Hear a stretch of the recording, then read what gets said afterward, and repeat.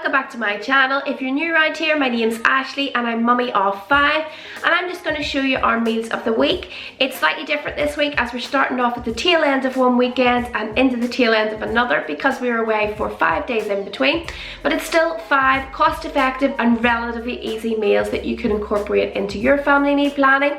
And if you're new around here and you do enjoy these type of videos, make sure to give it a thumbs up and hit that subscribe button so you don't miss out in future. But anyway, I'm going to get cracking and show you what we had. So it's Saturday and we're going to have Chinese duck with pancakes, and if you've seen my little haul, you'll know that we also popped to the Asian supermarket. I'm going to get to work on my marinade. You want it nice and glossy so you can smother it over the duck. I'm using brown sugar, soy sauce, and the main ingredient is 5 spice along with honey.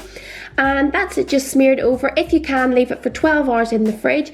Pop it at the highest heat into your oven. Then I'm getting to work on my prawn crackers. These are called shrimp chips if you're trying to buy them in the Asian supermarket, and they just really intrigue us. The kids find it so funny how they just open up like flowers and they're nice and crispy. We're having it along with tempura king prawns and some spring rolls, and these are how the little pancakes come. You can do them in the microwave or steam them in a bamboo basket.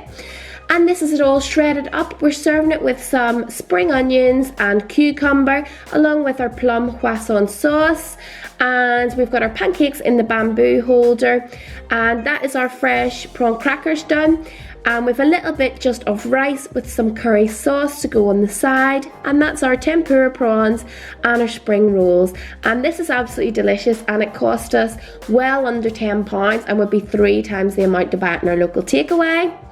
Then on to our Sunday roast. We're having a pork loin. I've just put it on a bed of sliced onions along with some parsley and thyme, and I'm just going to roast it in the oven. And we're going to have an apricot and walnut stuffing, so I'm using up some brioche babs and white loaf.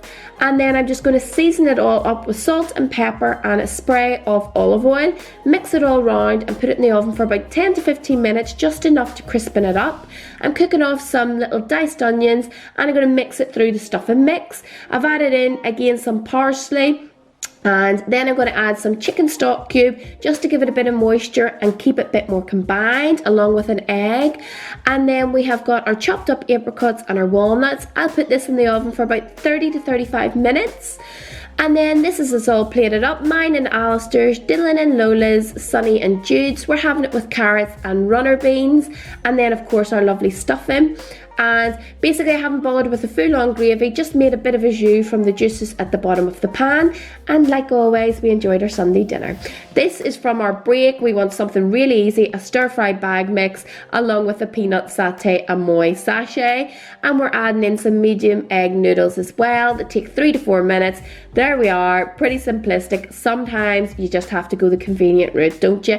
And it avoids the takeaway. And it was pretty filling. Then one of our staples is our Diet Coke chicken. So we have got our sweet corn kernels, some pepper and onions, Diet Coke passata, Worcestershire sauce, soy sauce, and our chicken pieces cooking.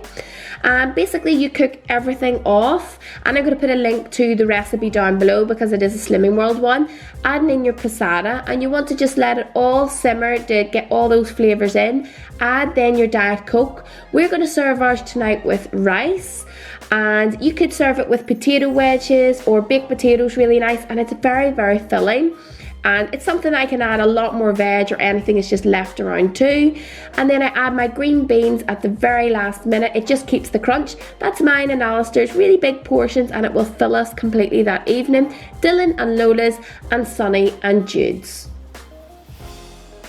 Then for a Friday night takeaway, I found these cute little baskets, chip cones, and then burger wrappers in Matalan. So I thought this would be perfect for making our stuffed burgers with mozzarella. And basically all we're going to do is use some mince. I've went for 15% fat mince. Usually I'm a lean mince person, but this will keep the moisture in the burgers. We've got our seasoning, our Worcestershire sauce. We're going to go for peri-peri salt to give it a bit of a kick. If your children prefer mild, just add a little bit of tomato puree because it keeps it really moist. An egg to combine, and an onion diced up, and of course our mozzarella for inside the burgers. And basically I've cooked off the onions and I'm just mixing it through with the mince. You could could do this with a spoon, but really you just need to get your sleeves rolled up after you've added the egg and get mixing it on through. It's quite heavily seasoned as well. And then we're just going for that size of mozzarella cheese for inside the burgers. And I like to make sure it's right in the center, otherwise it'll ooze out when you fry it off in the pan. So I've just sprayed the pan down and I'm going to brown them off and then put them in the oven to finish them off, just so they're that bit healthier. And of course the kids love a milkshake, so we're going for crushed strawberry milkshake mix, no added sugar, so it's the best one I've found. And we're going to just mix it with our milk and add a scoop of ice cream, blend it all together to make it nice and thick. And then we've got our baskets with our burger wrappers there, toasted up the buns, and these are brioche baps. Also have this little condiment holder. If you didn't see my B&M haul, it's brilliant for your ketchup and your mustard. We're going to dress the burgers. I've got bacon in the grill, and that is everything done. So with our wee milkshakes, we have them nice and thick with a strawberry through the straw. That's the burgers, lovely and juicy with our bacon, lettuce and tomato. I just used oven chips and onion rings tonight for convenience as we made the burgers, and I can guarantee that everyone will eat everything up. I'd say in total this probably cost us about £8 in milkshakes and burgers, and normally when we're eating out it's at least £60 as a family. So I really hope you enjoyed this video this week. Make sure if you did to give it a thumbs up, comment down below, and of course if you're not subscribed, make sure to hit that bell. Thank you.